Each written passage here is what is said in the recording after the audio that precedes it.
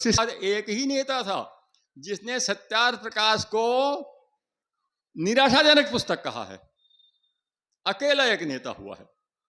परंतु वही गांधी जी अच्छी बात कह गए। एक बार बैठे थे, एक मौलाना जी थे, एक गांधी जी थे और एक 3 व्यक्ति, तो उन्होंने कहा संसार का सारा साहित्य नष्ट हो जाए। कल्पना कीजिए, और हुआ है, भारत में तो हुआ है।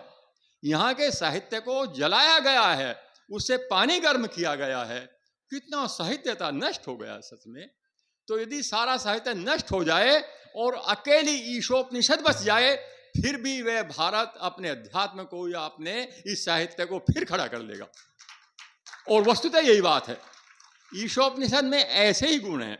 मैं पूरी की व्याख्या नहीं कर पाऊंगा, मैंने यद्यपि इसकी व्याख्या की है, जीवन यात्रा के रूप में छपी हुई है ये ईशोपनिषद, और वस्तु जीवन यात्रा है और उसका इस इलाके में प्रचार है। यहाँ से प्रतापगढ़ मेरे ख्याल से थोड़ी ही दूर है, मैं नहीं जानता। वहाँ हमारे एक स्नातक रहता है गुरुकुल के, सम्मोद मित्र। उसके कई बार फोन गए, हमारे सहपाठी रहे हैं जूनियर मेरे से, कि भाई जी आपकी पुस्तक यहाँ प्रचलित है, आई होगी कहीं। तो मैं उसके केवल एक मंत्र को आपके ऊपर सामने रखूंगा जो कि मेरे विषय से संबंधित है, आनंद से और परमेश्वर से, दोनों से ही। मंत्र सब आप जानते होंगे, ईशावास्यम इदम सर्वम यत् किंचे जगत्याम जगत तेन त्यक्तेन भुंजी था मां हृदय कस्य स्विद्धनम। इसकी व्याख्या भी आप लोगों ने पढ़ी सुनी होगी, मैं थोड़ा हटकर व्याख्या करूंगा, और मेरे विद्वान मित्र यहाँ बैठे हुए हैं, वे मुझे टोक सकते हैं, संशोधन कर सकते हैं यदि उन्हें वे अटपटा लगे तो। मैं अपनी बात को समझता हूं कि प्रामाणिक रूप में कहूंगा, व्याकरण के आधार पर कहूंगा। इसका अर्थ शायद आप लोगों ने यही सुना होगा अब तक, ये ईशावास्यम इदम सर्वम, ये सारा संसार जो कुछ भी चलायमान है सारा ईश्वर का है, परमेश्वर का है। ईशावास्यम यही अर्थ और पुस्तकों में हमने भी पढ़ा है। ये इसका शाब्दिक अर्थ नहीं है, शाब्दिक अर्थ इसका जान लीजिएगा।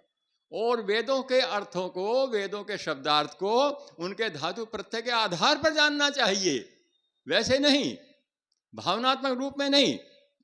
इसके बिल्कुल ही अलग अर्थ हैं और आज के प्रकरण से संबंधित हैं। 2 धातु हैं व्याकरण की, वस आच्छादने है और वस निवास है। वो सामान्य रूप में आपके बारे से कह रहा हूं जो सबकी समझ में आ जाएगी। ईशावास्यम, इसमें वास्यम में वस धातु है। वस का अर्थ हम भी कहते हैं निवास, ये वस धातु है, उसका ये निवास है, ये वस धातु का रूप है। तो वास्यम इसी से बना है, वस धातु से बना है। वस आच्छादने और वस निवास है। परमेश्वर कैसा है, वह कण कण में भी निवास कर रहा है। जगत के जो भी जगत में है संसार में, और ये सारा संसार चक्र के घूम रहा है, जगत्याम गतिशील है। सूर्य, चंद्रमा, पृथ्वी घूम रही है, चंद्रमा घूम रहा है, ग्रह नक्षत्र तारे घूम रहे हैं, सब घूम रहे हैं। और दूसरा क्या है गतिमान, कि सब जा रहे हैं, उत्पत्ति हो रही है, जा रहे हैं, ये भी गतिमत्ता है।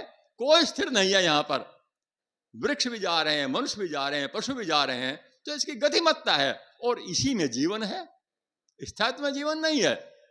तो ये जो सारा संसार है, ईश्वर इसके कण कण में व्याप्त है, वस निवास है, निवास कर रहा है।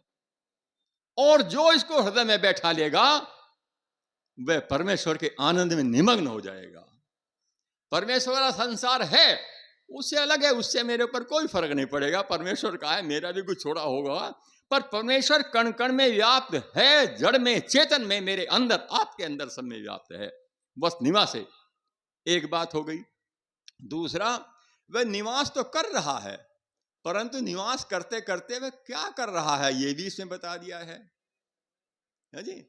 मेरे अंदर वह निवास कर रहा है, आपके अंदर निवास कर रहा है, तो कर क्या रहा है वह, बस आच्छादने, आच्छादन कहते हैं ढकने को, है। छत भी इसी से बना है, छत ऊपर से छानते हैं।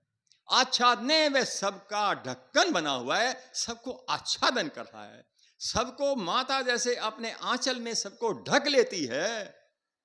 कोई वर्ष आए, तूफान आए, धूप आए, उसके ऊपर पड़ेगा, माता बच्चे के ऊपर नहीं पड़ने देगी उस धूप को, तो उसे वे आच्छादित भी कर रहा है, अर्थात रक्षा भी कर रहा है। दो गुण परमेश्वर के आ गए इसमें।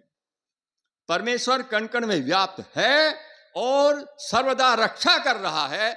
इसको जो अपने मन में धारण कर लेगा वह कभी दुख में डूब नहीं सकता, वह कभी गलत कार्य कर नहीं सकता,